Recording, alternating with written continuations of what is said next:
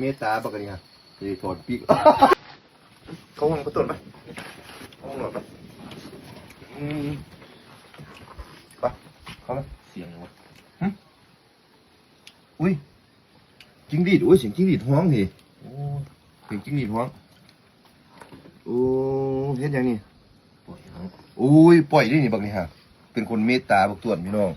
แต่ได้ตนนี่เกิดมันเป็นไปที่นี่ใจบุญสุนทานนะเป็นคนเมตตาบักนี่ฮะจะถอดปีกโอ้ยมันสิปล่อยโอ้ยกูรู้ว่ามันสิปล่อย โดนไฟน้อยนึง